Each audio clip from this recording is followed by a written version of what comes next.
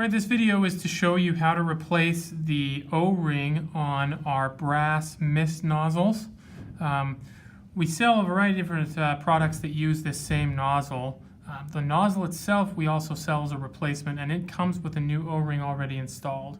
But if you notice that you're seeing a little bit of leaking around the nozzle, but the nozzle itself is still in good condition, you may just want to replace this rubber O-ring to get a better seal around the connection point.